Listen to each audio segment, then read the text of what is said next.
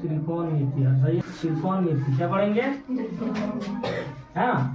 तो त्रिकोणमिति को समझने के लिए तुमको सबसे पहले त्रिभुज को समझना पड़ेगा। किसको, त्रिभुज को। आइए पहले त्रिभुज को समझते हैं। सबसे पहले एक त्रिभुज इसका बीच समकोण हो। समकोण त्रिभुज कितना डिग्री का होता है पता है सभी को?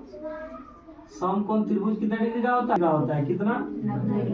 सबसे पहले एक त्रिभुज बनाएंगे समकोण त्रिभुज, ए बी और सी। ये बी जो है ये समकोण है। क्या है? समकोण है। बी जो है 90 डिग्री का कोण बना रहा है कि नहीं। तो आपको त्रिकोणमिति समझने के लिए आपको त्रिभुज को समझना पड़ेगा। तो आइए सबसे पहले देखते हैं इसमें 3 रेखा होती है। कौन कौन? ध्यान देना, कौन कौन? ए बी, बी सी और ए सी। तो सबसे पहले हम समझते हैं ए बी को क्या कहा जाता है। तो ए बी को क्या बोला जाता है? आधार। ए बी को क्या बोलते हैं? आधार। और बी सी को क्या बोला जाता है? लंब। क्या बोला जाता है? लंब। और ए सी को क्या बोला जाता है? कर्ण। तो फिर ए बी को क्या बोलेंगे? आधार। बी सी को क्या बोलेंगे? लंब। और ए सी को क्या बोलेंगे? कर्ण। तो ये तुम अगर आधार, लंब और कर्ण ये 3 बात समझ में आ गया तो समझो कि तुम त्रिभुज को समझ जाओगे। अरे एक अगर सूत्र याद हो गया तो तुम सारा सूत्र याद कर सकता है। ठीक है, मत ये 3 से ही तो मिलके बना हुआ है ना। किसी का लंब बटे आधार, आधार बटे लंब या कर्ण बटे आधार। ज्यादातर तो कर्ण नीचे ही होता है, ये तो ऊपर ज्यादा होता ही नहीं।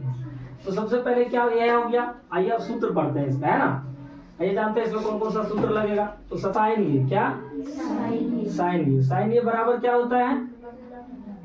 साइन ये बराबर लंब बटे कर्ण। लंब बटे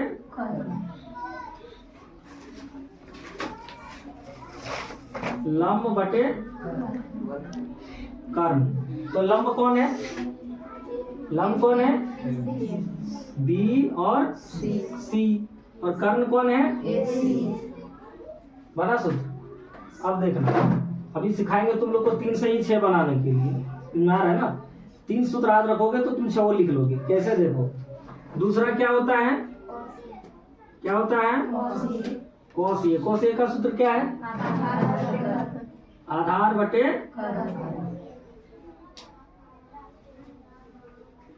तो आधार इसमें क्या है? ए बी को क्या बोला जाता है? आधार। तो ये भी हो गया आधार। और कर्ण क्या है? समझ में आ गया। और तीसरा क्या होता है? टेन। टेन ये बराबर क्या होता है? क्या? लंब बटे आधार। लंब बटे आधार। तो लंब मेरा कौन है? B C. और आधार कौन है? ए बी, है ना। आधार कौन है? A B. देखो ये 3 बन गया। अब 3 से 6 कैसे बनाएंगे देखना। ये 3 है और 3 इसका उल्टा होता है। क्या होता है? 3 इसका उल्टा होता है। लेकिन अभी तक तुम लोग समझ नहीं पाया होगा, रट रहा है। अभी देखना, अब बनाते हैं 4 में 4। अब देखते हैं इसका ऑपोजिट यानी इसका उल्टा। 3 को हो गया। चौथा में क्या होता है? कोसेक ये। क्या होता है? कोसेक ये। तो इसका उल्टा कर देते हैं, ऑपोजिट। इसका उल्टा क्या हो जाएगा? कोसेक ये, है ना। कोसेक ये। कोसेक ये का सूत्र क्या करेंगे? इसका उल्टा कर देंगे। क्या करेंगे? इसका उल्टा करेंगे तो क्या हो जाएगा? कर्ण बटे लंब। तो कर्ण क्या होता है और लंब क्या होता है? चलिए अब ये कोस का उल्टा क्या हो जाएगा?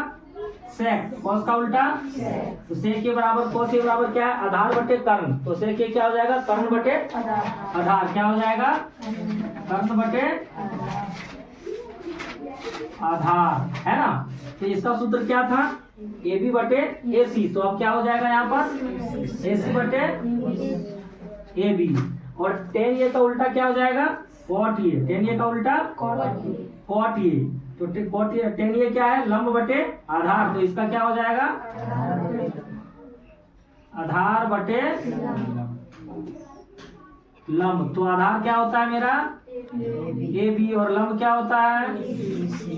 देखो मिला के हो रहा है, बना कि नहीं। अगर हम लोग 3 याद कर लें तो 6 याद करने की जरूरत पड़ेगा क्या? रटने का जरूरत पड़ेगा? इसका उल्टा कर देना। क्या करेंगे? इसका उल्टा कर देंगे। माने अगर सूत्र 3 ही याद रहे तो हम 6 सूत्र लिख सकते हैं और 6 बना सकते हैं। बात समझ में आया?